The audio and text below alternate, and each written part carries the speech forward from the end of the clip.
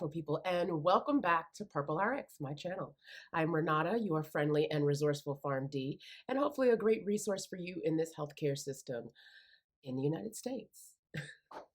So I'm here because I want to give you the power back in your own healthcare, to be your own advocate, to be an advocate for a friend, a family member. We're here to help one another, and I'm here to help you be at your best because your health is your wealth. So today, we're going to talk about taking control of your own healthcare. And I know a lot of these things you've probably heard of, you probably already know, but I hope to give you a different spin, a different perspective on a different look at it. Because if you look at it, we know that whites receive better care than non whites, blacks, 41% of blacks, 41.1% of blacks. And that is not fair. That is not necessary. That's why we're having more issues and we have a higher rate of death in this time of COVID, because our access to healthcare, because the way we have been treated within healthcare, which allows us to not want to deal with our healthcare system, as well as the least of the resources that we have and that aren't given to us. So in order to change our healthcare system, in order to change and advocate for us having something better, we also have to take control. It starts with us. It starts with us taking control of day-to-day things. It starts with us taking control of how we eat, how we live, how often we visit the doctor, how much we see a doctor, or if we're going to see one at all, if we're going to see a regular doctor or a naturopath. Finding a direction in that and really pinpointing what we need and actually using the resources we have to our best of our ability, and then making them give us more because we know we deserve more and we need more, will allow us to not only take care of our own personal health care, controlling our own personal health care, but those around us and those that come after us, our kids' kids. So I'm here to help you and help us to make a better system for everybody. So let's go through this.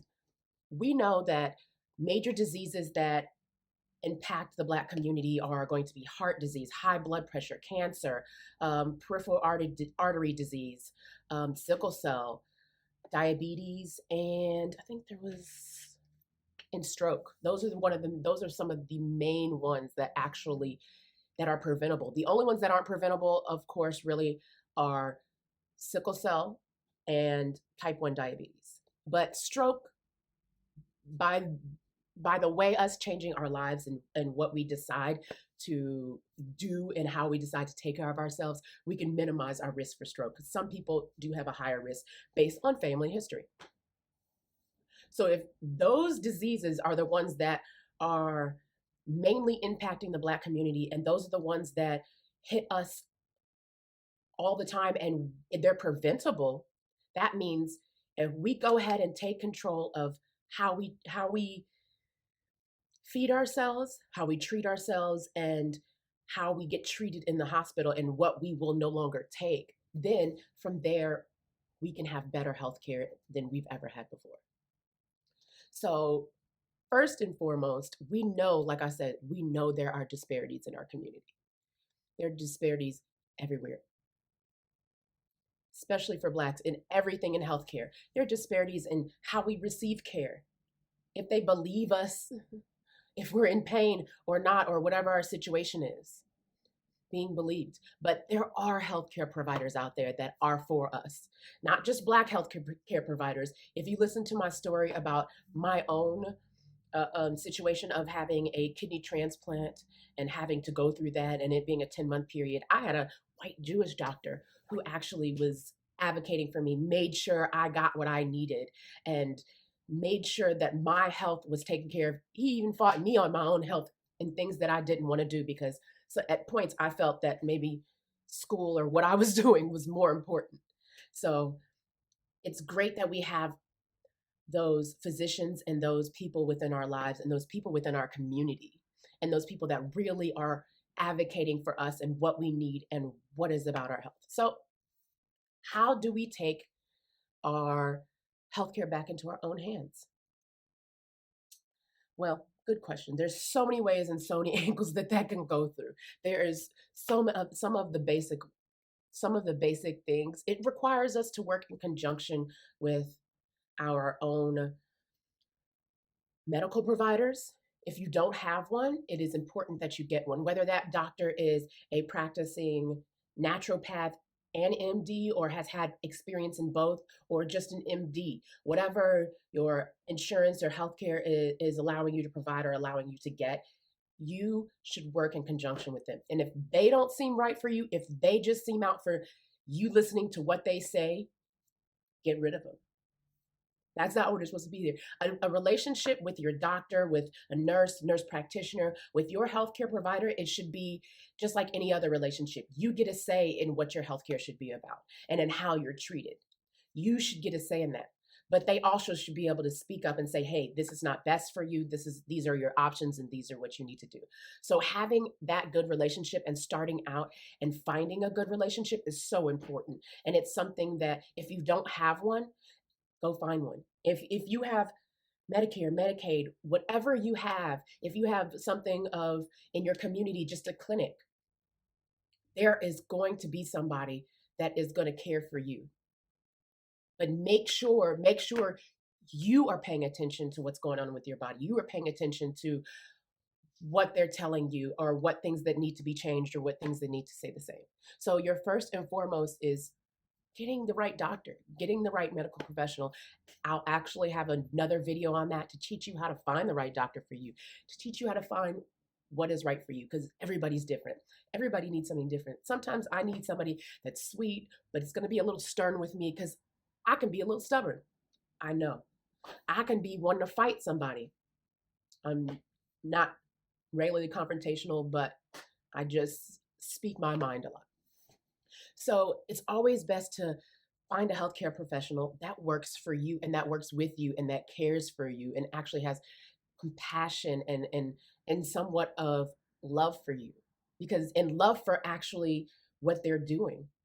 Because there are some people in the business that are out for money, in all of them, in nursing, in pharmacy, in doctorate, in nurse practitioner, all of those fields, there's somebody that's just out for money. There's always going to be that. There's always going to be somebody on each side of the scale. But you have to test those powers that be. You have to test and see if they're approved for you and if they are a good fit for you. So once you do that, once you found a good healthcare provider, what's another way in taking control and taking back your own health? Know your history. So know your family history. Even though I found out last minute and my doctor had told me, when I had my transplant, I found out I had FSGS and my doctor said it was probably something that's happened in your family 5 generations ago in the days when they didn't even understand or know, and people were dying at their 20s and 30s and dropping dead and not knowing why. They're just dropping dead at a young age. And so he put that in perspective for me. But it also, my mom, once I told my mom, she's like, oh, let me go back and look. I think your cousin, well, my cousin's child had a transplant. And so there's 2 other cousins that are in my generation that are over here have had transplants because they were older than me. So they had transplants at a younger age. And that is a part of your family history. Heart disease, diabetes. Some people, it's almost like, I'm not going to say this is a proven fact, but some people are more susceptible to get things, maybe than in their actual own gene makeup. They're more susceptible to get things such as high blood pressure, diabetes. Like on my dad's side of the family, diabetes. My grandparents had diabetes. My grandmother on my mom's side has high cholesterol. Know those things. Know that there's a history of thyroid issues within your family, or even, let's see, what did I say? High blood pressure, diabetes, cholesterol. There's so many things that just know your family history. Know what that person is sick from. Know why that person died. Know that your great grandparents or your uncle. And there's some diseases that are familial like mine that you may not know because it's past generations. So work on knowing the history of your family. We know our history, a lot of Black history is oratory. So they tell each other, well, your cousin over there, your Aunt Jean, she had the sugar. So you know who has what and you know who doesn't have what. And if you don't know, it's time to find out. It's time to ask questions. It's time to go around and look around in your family. Also, it's important. It's so important. Know your own body. It's time to learn your body. Within this time of COVID, as things are changing, as some of the us, not all of us, some of us have more time to think. Some of us, 2020 is a year of vision, a year of clarity. It's time to get clear on how your body acts to certain foods. It's time to get clear on how your body reacts to medications that you receive. It's time to get clear on these things and know what's really going on with our body. Know our allergies, our irritations, what makes us bloat, what what's going to mess with our moods. Knowing this is also a part of history. Knowing that, this is going to put you in a mode of depression, not clinical depression, but maybe a mode of depression. And knowing what depression feels like, what it looks like, what you may be experiencing, because sometimes there's what is it called? And I think I had it. It was kind of like what is it? Active depression. It's kind of like where you're not sitting on the couch, but you just are feeling doom and gloom and you're going out and active every day and you're still doing work and you're still hitting goals and you're still hitting all these things, but life is getting to you and you kind of don't know how to fully handle other things that are coming at you. So know your body. Know what it takes to feed your body. Know what it takes to get your body hype. And I'm not talking about sugar. Sugar is a children's cocaine. Yes, I said it. But I'm not talking sugar. I am talking things that what naturally gets you high, naturally gets you going, how things activate you or bring you down. That is so important in knowing how and knowing what for your healthcare and taking control of your healthcare. Because then you know what to deal with, who to deal with. And when your doctors tell you this, it explains of other things that you knew that was going on. When your doctor tells you one thing and it doesn't sound anything like your body, it's easier to know that, no, that's not what my body does. That's not how my body acts. Or that is very different from what my body is usually doing. So that allows you to help your doctor or nurse practitioner or whoever give you better care. Because in order for you to get the best care, you have to be a part of it too as well. And I am not saying that there are disparities within our healthcare system. Our healthcare system could be a whole lot better where everybody has access to healthcare, no problem at all, which I think it should be. Everybody should have access to healthcare. Health is your wealth. It's just life. It's something that is a part of life and that is needed for us to understand and us to know, because a lot of people did not grow up this way. The reason I have a lot of information, I grew up with a mother who has sisters. One's a cardiologist and one's chiropractor, who are very much into healthcare and very much into taking care of yourself, doing the right things, going down the right path. So the reason I've been taught and know to go to a doctor is because I've been taught that, and I've just expanded upon those things that were originally given to me. So if those things haven't been given to you, it's time to make a change, do something different in your life. And I'm not saying just do a total turnaround in a day. Take your time. Take your time. Take it one step at a time. First, just knowing how things react to your body, teas and foods and what you do. Start there. Start there. And then once you start there, also start with a better doctor, finding a doctor that really works for you, that actually listens to you. Your healthcare provider should be listening to you. It's your body. I know medication and a lot of things can seem very general, and they can be, but medicine should be also more specific as well to you. And what helps us find better specifications for you is if you know your own body and you can tell us what's right and what's wrong, or tell us that this isn't working for you, or just being open and looking at all angles and being a part of it. You have to be a part of your own healthcare. In order for us to change this for our community, we have to be more a part of our own healthcare. And look, I'm here to advocate for anybody that needs advocating. I'm here to help anyone understand or find a better trajectory for anybody that needs a better trajectory, because this life isn't easy. figuring out what works for you that may have worked for your mom is not easy, or that may have worked for your brother. It's not easy. We're all a work in progress. So nothing in this is going to be so easy. Also, in taking control of your healthcare, know what you're taking in. This is about foods. How much water are you taking in? Are you taking in more soda than water? I got an uncle who drinks Pepsi out the wazoo, and I'll be like, come on, Unc, really? Can we get a glass of water in there? But no, know what your fruits and vegetables are. Know what you're taking in and what you're getting. And know what you're taking in, but also know how you can fit those little things into your budget one by one, in small ways, in small ways, and in ways that it may be difficult. I know a lot of us, trust, I'm not even in the best financial situation. I quit my job in March, and I didn't even have a real plan to quit my job. I actually quit in February, but I ended up basically kind of getting laid off in March. Weird. But because I basically worked a few more weeks for them until they found somebody. So money isn't easy. Some people are on food stamps. Some people have, especially in the Black community, have been on food stamps and don't really know their options. And they're trying to get, and they're getting, yes, it's going to be more processed food, box food, because it's easy, it's sustainable, it's something to have for their kids while they're gone at 2 jobs or however they're working this in their life.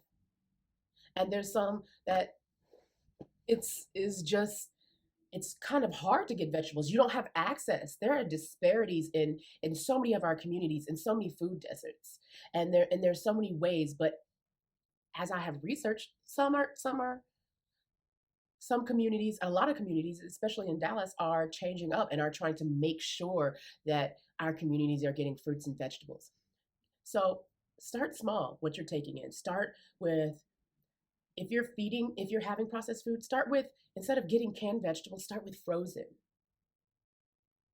If you can't get fresh, I would rather you choose frozen or fresh, because a lot of canned has a lot of preservatives. Some frozen does, but there's some flash frozen that it may not even, it sometimes doesn't even have the preservatives, and it may have the actual just the vegetable in it. And I know it can get a little bit more expensive, but some ways to do this is switching out 1 or 2 foods, adding in something like, instead of the quick oatmeal, go get regular oatmeal. Sometimes those packets of oatmeal are more expensive than you getting a big thing of oatmeal.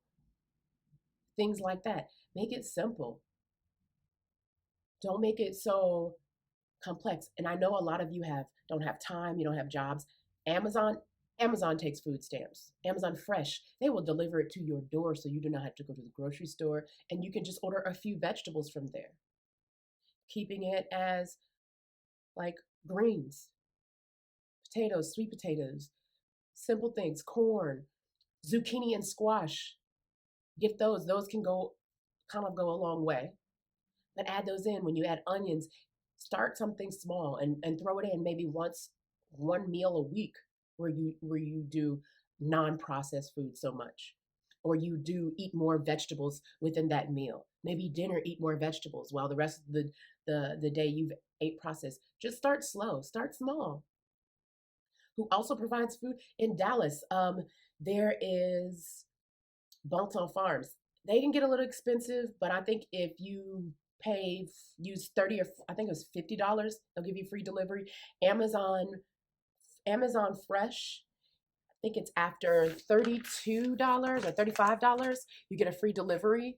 And the only states it does not include, which is Louisiana, sorry guys, I think Maine and Louisiana, Alaska, Maine, Montana, and Hawaii. Sorry, I have a few notes over here, so I might be looking over here.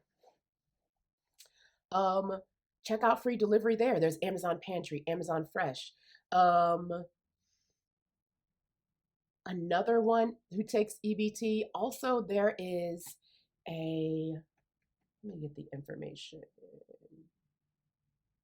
Sorry, I had to go look up a place. So there's also, I think it's Dallas County Health and Human Services is doing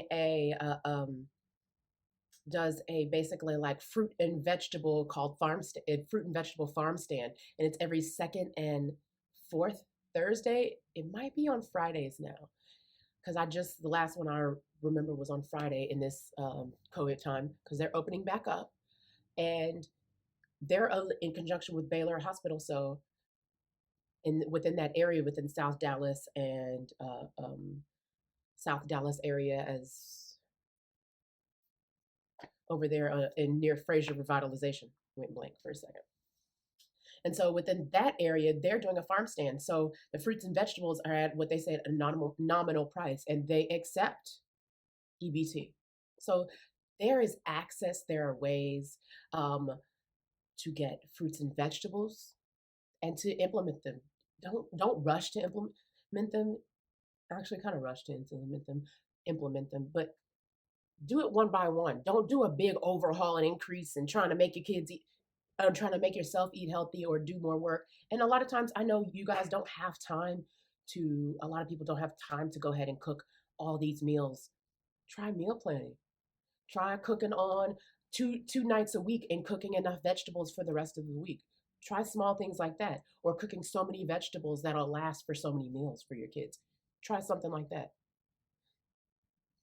Give your kids access. You can make healthy food good. You can make healthy food really good. Flavor is not taken away when eating healthy food. You have access to herbs, to spices. We put spices in everything. Come on, people. Black people know how to cook. Let's go. So this can be done. This is now the time to change how we see things, to change what we deserve, to change how we go about things. This is just a now time and opportunity and a period for a lot of us to really regroup, as there's not so many extra things coming at us. I know in Texas it didn't really shut down, but there's still some things that are slowed down and some things that are not as intense for some people. I'm not going to speak for everybody, because some people are still working two jobs or one and a half, or trying to get what they need to get for their family. But this is a time where you can regroup, change your life, change how you look at things, change how you think about something. Because once you change your vision, it'll just basically take a few steps to continually try and work on changing those things. So another way to take control of our health, we have to start hydrating properly and drinking properly. Drinking, remember, caffeine is great maybe to pick you up, but 1 cup a day is really all that most you should need. And I say that because caffeine can be very depleting to your system. It's got a diuretic effect. So not only does waste go out, water goes out as well. But it's also going to prevent nutrients from being absorbed, some nutrients from being absorbed properly. So we have to, whether it's tea, whether it's coffee, energy drinks, those can tear the lining of your stomach up. I know.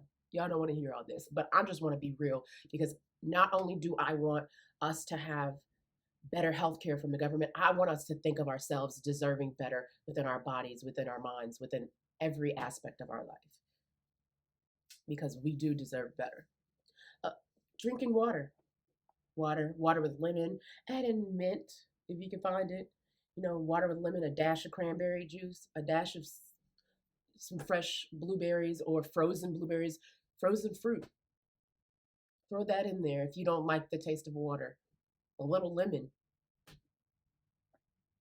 Find something that's a quick hydrator. Try coconut water. I know it's got a few more sugar, so people that have diabetes, you might want to watch out with that, just because it's gonna, a lot of I think the one that I found that has at least maybe have like 5 or 6 grams of sugar, but you still want to watch out, because coconuts and coconut water can have a lot of sugar, and especially if you're getting it through breads and through other places, that might be too much for my diabetics. Gatorade Zero for diabetics. There are options, there are ways. Soda needs to be taken out or reduced. All those things need to be reduced. If you still want to make Kool-Aid, make it with a little less sugar. Try some stevia. Try something like that. Stevia can get a little expensive, so watch that. Or just less sugar. Minimal sugar, just to cut out some of the blandness. But we can change small steps at a time. It's all it takes is small steps. And I know small steps can be big hurdles, but that is one of the main ways that we have to change how we look at our healthcare and what we deserve. Because if we don't start with ourselves, how are we going to expect somebody else to treat us in a better way? It's just like with any other relationship. You have to show self-love first. Then you'll will be able to make somebody love us how we're supposed to. And in that, I'm saying our self-respect and knowing what we deserve and not accepting anything less, which is why I'm especially here to advocate for you.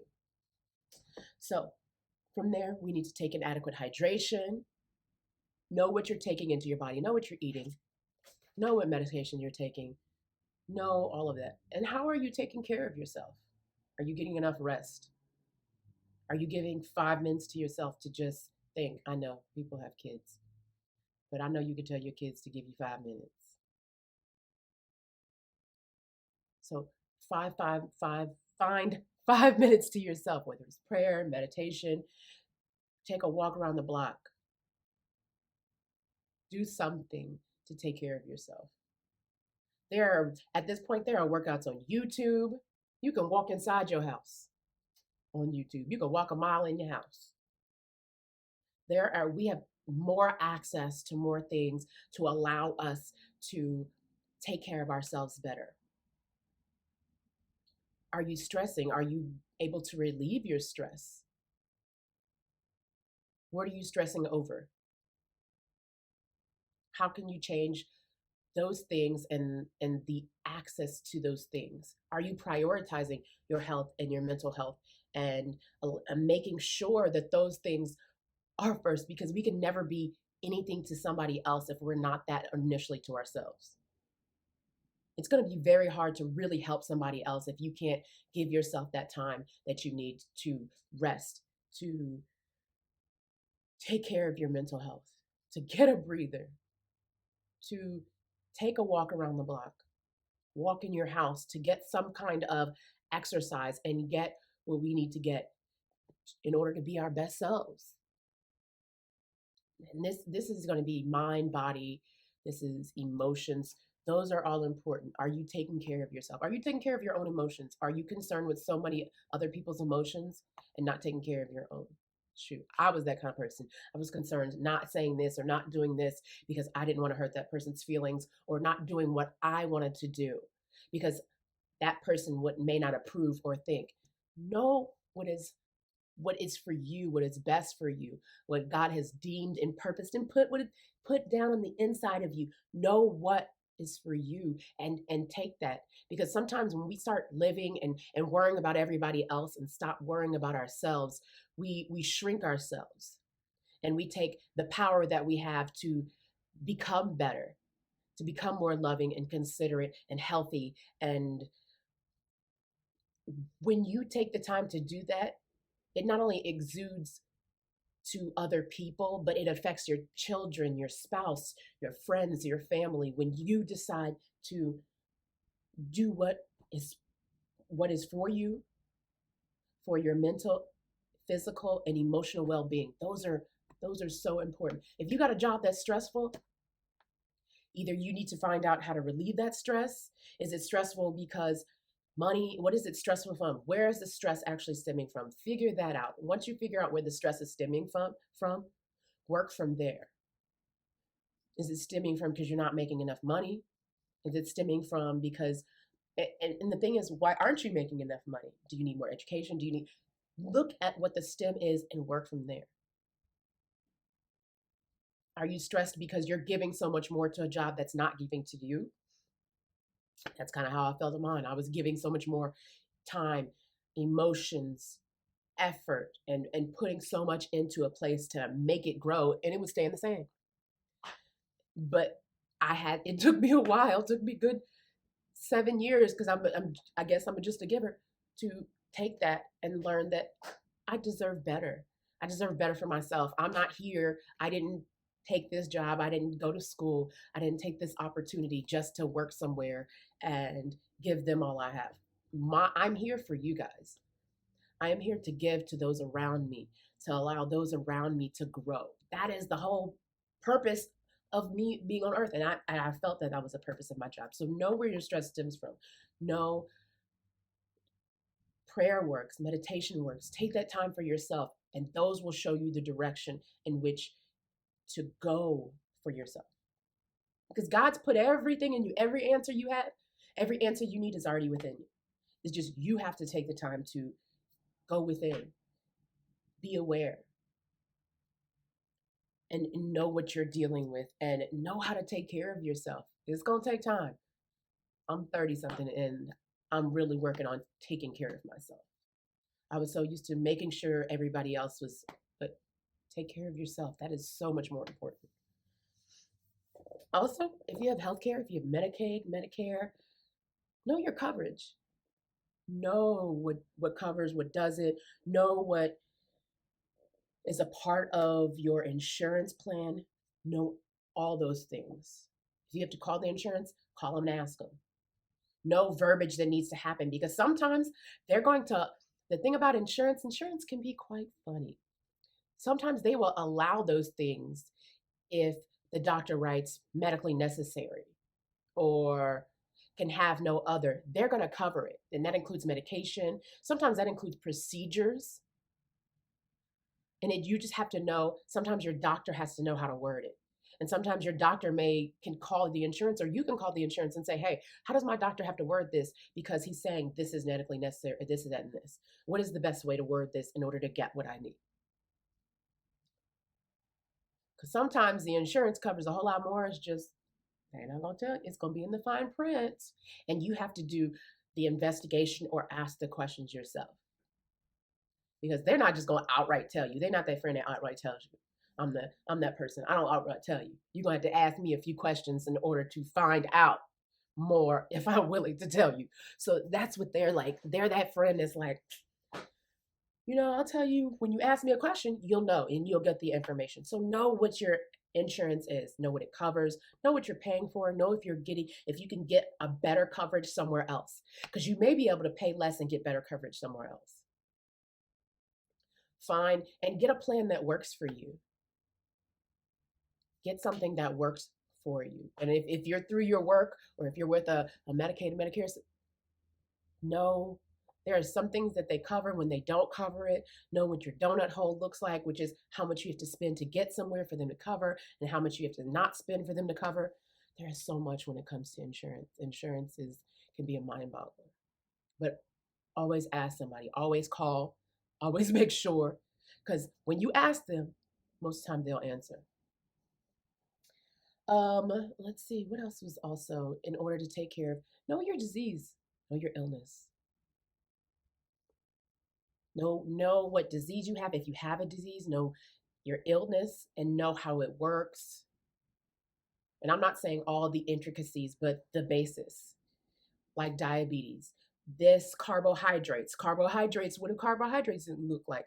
It doesn't just look like sugar. It also can be coming from fruits. It can be coming from vegetables. It can be coming from bread, starches. Know where those things come in, what things affect you, and what is your best option. Know your illness.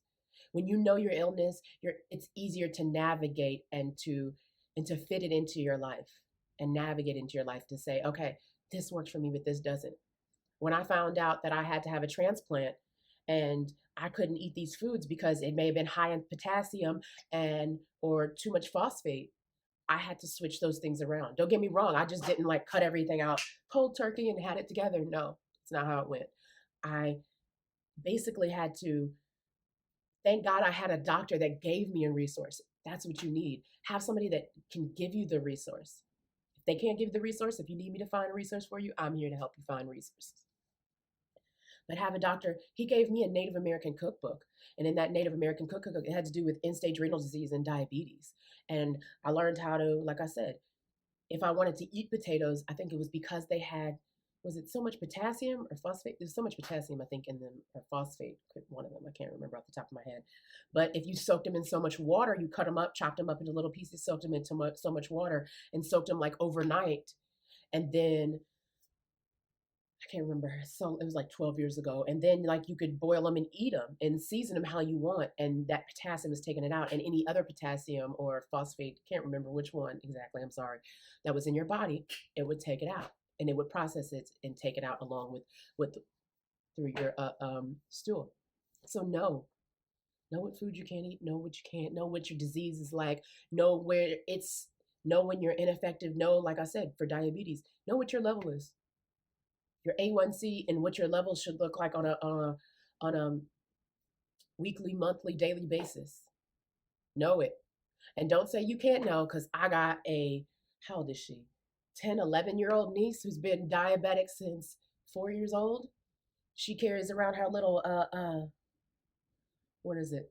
She has her little pump, and then she has a meter to tell her if she's higher, if she's lower, what's going on. She knows. She knows what she needs to do. If she goes off with somebody else, she does it before they do it. She knows how to do it, when to do it. I don't even have to touch her. She's like, no, and I'm like, I just may have to say, hey, you can't have that extra piece of this, or those are things that we just have to, and she gets it, and she knows it, and she understands what goes with it. Even though she doesn't like everything that goes with it, she understands. So it's not that you have to love everything that goes with your disease. It's you just knowing what you're dealing with, knowing what raises your blood pressure, knowing how to change those things, knowing you have to know all of that. That is the only way. That is one of the main ways to take your healthcare into your own hands and take control of it, and know how to deal with these preventable diseases and live your best life within them. Because these things are going to happen to some people. Some people are more prone to get high blood pressure because it's in their family. Some people are more prone to get diabetes or high cholesterol, like I said, because it's in mine. But you just have to know how to navigate those things and what may be best for you, when you need to slow down, what you can look for. So know those things, know the history and how the disease looks in your family history. And as well, if you get the disease, know how to navigate that. Know what's best. There's some people that are, there was one man, I think I was working on a rotation in school. He had diabetes, and once he got diagnosed, he changed his diet, and that changed his life. He's not really on anything but pills. And honestly, I don't even think that man was on pills. I think he was on, like, he was regulating it by the way he ate. And then after a while, when that started getting a little bit more out of control, he got on pills. But other than that, we have the power to change what our health looks like and what we can do. And I know all this is like easier said than done. There's a whole lot more emotional, mental strife and stress that can go with this. And I'm not saying that it's not going to be hard, but I am saying it's going to be so much more worth it. Because even after I got a transplant, I changed my diet. Because, honey, I lived in New Orleans. I was eating crab, crawfish, dirty rock. I was eating everything. Jambalaya, pasta here, pasta there. Trust, I hate it. Drinks. I mean, it was my college days, so I was kind of going ham. So trust, none of this is easy, but your life and living a better life and living a life with less stress, less worry is so much more worth it. The next one is holding those who are a part of your care accountable. That means holding your doctor, your nurses, hold them accountable. That they're giving you the right information, that they're leading you in the right direction, and that and pharmacists, and that they're telling you the right thing. Like, I get it. As a pharmacist working, they put us in a lot of stressful positions where we have to fill so many drugs, so many days, because everything's a quota, and we have to consult, but sometimes they're not a consult. It's some people, and I know sometimes they're getting better with these minute clinics, but hold these people accountable. If these people aren't telling you these things, if these people aren't giving you information, pamphlets aren't taking the time for you, hold them accountable. Hold them accountable. Also, when I talk about doctors and nurses, I'll put that in there, how to hold people accountable. How do you hold people accountable? Tell them about themselves sometimes.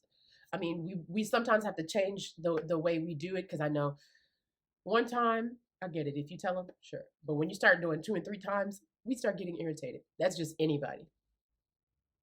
And you may get the wrong side of us, and it may be an angry side of us. But hold them accountable. Make sure that you're giving all your information. Not that they're just telling you what to do, but also that they include you in your healthcare. If they're not, get rid of them. Get a new doctor. See somebody else. If they're not treating like you need to be treated, they don't need to be there. If it's somebody that's, say, A doctor is harassing you, please report it. Police, everybody, get a lawyer, do what you have to do. And if it's the right lawyer, they'll do a pro bono or take the money after you they actually do the case. If you need to record, it's your information. You can record. It's your information. Hold them accountable. If they're giving out your information or talking about you behind your back, know that that is a HIPAA violation. They shouldn't be talking all about your case to everybody else and telling all your business to everybody. That is not their business to tell. Hold them accountable. You hear about it, record it. Let them know. Let them know once. If they decide to do what they want to do, then you need to do what you need to do. And that means you can report them. First, you need to let them know and say that you've given them warning. Report it to the medical board. I think it's Department of Health and Human Services. Report it to Medicaid and Medicare. They will quickly take a doctor's money away, especially that doctor. They will no longer service the doctor and pay him a fine. Medicaid and Medicare don't play. Parkland built a hospital over here, a new hospital in Dallas, and after they built that hospital, Medicaid and Medicare was like, you overcharged us by $6 million, and they straight up took it back and charged them with it. I don't know if 6 million was the exact. It could have been more, it could have been less, couldn't remember. But no, it's time to say something. If you don't feel like you can say something, bring a family member, bring a friend. Find an advocate. Every hospital has an advocate, and they can speak for you if you don't know how to speak for you. They can go talk to the doctor, go talk to the board, go talk to everybody else. I will link down below some advocacy groups, Health and Human Services, a link where you can go and say things to them. There's also, let me see, who is the other one? Let's see. Who was somebody else? Sorry, guys, I got notes. So Medicaid and Medicare, if you want to file a complaint. Also, the Texas board, or there's any other board if you need to file a complaint or if you have an issue with something. Don't be scared to let them know or tell them what you will not take or how they treated you, and report that. If they need to lose their license, because you might not have been the only, you might not be the first. So make sure that all of that, you are speaking for yourself. And if you're not, bring your niece, your nephew, somebody who's of age that can speak for you. That's 18, I think, or older. And they'd let them speak for you. Know that what you deserve and what you deserve in care. And if you don't know, call these advocacy groups. I'll put a few advocacy groups down below. Call them, see what the discrimination was, if there was discrimination, and what else you need to do in the next steps you need to take, because they will give them to you. And they will come and check it out themselves. So if it's the right one, I'm going to look up a few for you. Also, it's a time to know your rights as a patient. Know every single right you have. I will also list the rights over here. But as I go through them, so know your rights as a patient. You have the right to appropriate medical care and human treatment. So that means nobody should be turning you around if you're bleeding out or dying and you go to the emergency room and they're like, what's your insurance? That should never happen. That should never happen. You have a right to get the care that you deserve and that you need. Nobody should be able to say, oh, we can't give you care because of it. No, no, no. So make sure you get the care and the appropriate care you deserve, not some half-ass, excuse my language, half-ass care where they want to pat you up and tell you, no. Make sure that they go through all the processes. Again, if you feel that you've been discriminated against, look at an advocate, call a lawyer. Look at all those things. Also, you have the right to informed consent. And informed consent means basically when, say you're consenting to a procedure, a surgery, or them giving you med or something like that, whether they're giving you something, you should be informed about when it is, where it is, how it is, what's supposed to happen within this. So I shouldn't be saying yes to a surgery and I don't know what the risk or anything else of the surgery. I'm just saying yes to something because that doctor or that physician thinks it's best. No. Informed consent means you need to give me all the information and all the and everything that goes with that in order for me to make the decision and consent to getting this care. So I should be informed before you're giving procedures or doing things. That is informed consent. And if they're asking you to sign the paper, ask them to explain. If you can't read, then ask them to explain what you're signing and why you're signing it. And again, if you have those, always bring somebody with you. Bring somebody who you're okay with knowing your disease state or understanding your disease state. Don't always go it alone. Trust, I had family members that don't want to burden anybody and they want to go it alone. And we can no longer do that. We have to have each other's back. We have to fight for each other. We have to know what's best for one another. That's what we're here for. That's what family's about. That's what friends are about. Shoot, that's what neighbors are about. We are one body. We are all to work together. And it is time that we make sure we have each other's back in our healthcare and everything that we're doing. We need to have one another's back. So also you have the right to privacy and confidentiality. That means they shouldn't be telling all your business. They should not be telling all your business. It should not be going to anybody else just because that doctor knows. Not everybody should know in the office. Maybe the person going through medical records might know, or the nurse who's dealt with you might know, but it should not be everybody's information to know everybody. And they shouldn't have to tell people that are with you if you do not want them to. Again, that is HIPAA. So you have the right to privacy and confidentiality. If you don't want anybody to know, they should not be telling people. If you okay that, hey, you can tell my mom, then you should have the okay for that. You also have the right to your own information, information about procedures you're going to have, information about your disease state, information about options that you can take. I remember I partially tore my ACL in high school. So the right to information, he should have not only given me information about surgery, but information about what happens if I don't have surgery. But not all people, not all doctors like that. Of course, he was a surgeon. He wanted to make his money. So you have the right to information. Everything is, especially including what's going on with your situation, you have the right to that information. To your own personal information. You have the right to all of that. To all of that, you have the right to the information that has anything to do with your care and what you're doing. You have a right to that. You have a right to that information. You have the right to information to help you make an informed decision. Those are your rights, and don't forget them. And if somebody violates those rights, like I said, I'll have advocacy groups, Department of Health and Human Services. You can file a claim with Medicare, Medicaid, because they are not gonna go for that. Complain to the state medical board. I'll have information on those things, and it might be the Texas State Medical Board. You might have to look at your own board. You also have the right to choose your provider and your facility. So if you don't want to work with a healthcare provider because, hey, they're discriminating, they're this, you don't have to. You have the right to get a second opinion, to do what you need to do because this is your healthcare, this is your life. So you have a right to that. So make sure that you get the facility and the provider that you deserve. Now, whatever your insurance covers, you may pay out more out-of-pocket costs, or you may pay, but you have the right to deal with any provider with any facility. You may be paying for it cash, but you have the right to deal with whoever you'd like to deal with. And sometimes you just may have to switch your insurance. I know all this is easier said than done, but if you want better care, sometimes that's a better thing to invest in is our care. You have the right to self-determination. That is to determine for yourself if this is good for you.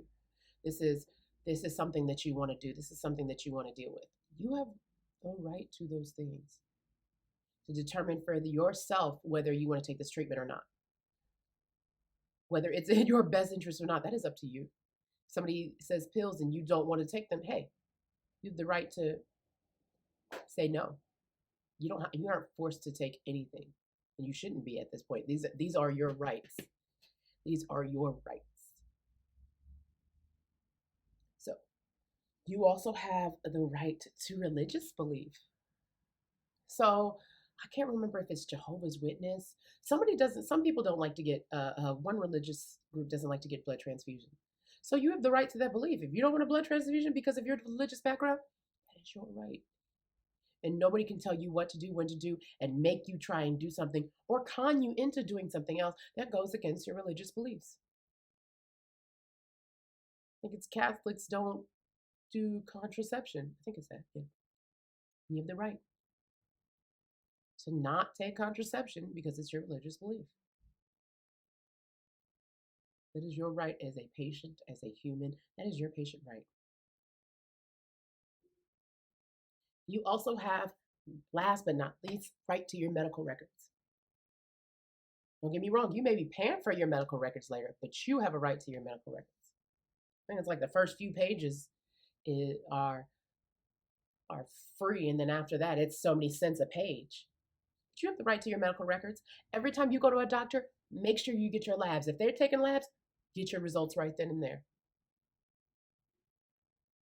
Make sure you always, always, always get your labs.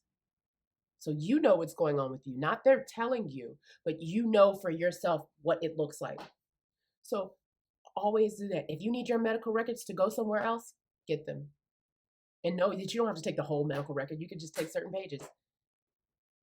Look through your record and see what works for you. You can do that. You have the right to that. They can't stop you. They're going to charge you, but they can't stop you. So know what your rights are. Know what's important. Know what your rights are so that you can advocate for yourself. Other people, you can advocate for someone else, a family member. You can advocate for those around you and make sure they get what they need, because we, again, are supposed to be here to help one another. We're supposed to have one another's backs. If somebody's getting mistreated, hey, they shouldn't have done you like that. That's your right to do. People know your rights. Know the power you have within your own healthcare. When you start changing things in your life and the way you treat yourself and the way you eat and the way you take care of yourself, that also trickles into what treatment we get what treatment we allow from the government and healthcare providers and all of that, and what we will no longer take and no longer accept. And whites getting better healthcare than 41.1% of blacks is not okay. It is not okay. So we need to start taking the control by starting within ourselves. Once you start within yourselves, it'll trickle down. It'll trickle down to what you won't accept. It'll trickle down to how you feel, how you're taking care of yourself. It'll trickle down to work, to your love life. It'll trickle down to all of it. Your health is your wealth. Once you take care of those things and start taking care of yourself and starting with small steps, there is no doubt that you will be on a better trajectory. And we will get what we need in healthcare, in life, and accept nothing less, because we've treated ourselves with nothing less. So if you guys have any questions, concerns, comments, put them in the comments. You know how this goes. Subscribe, follow, ring the bell, do all you can do. I would say follow me on Instagram, but I'm still, like I said, I'm a little slow with this. Social media and being on camera is not my thing. You guys are lucky. My thing is not pictures. I am not a big picture person, but I'm willing to get on here for you guys. You guys are so important to me. So like, subscribe, comment, and come back and see me for another video.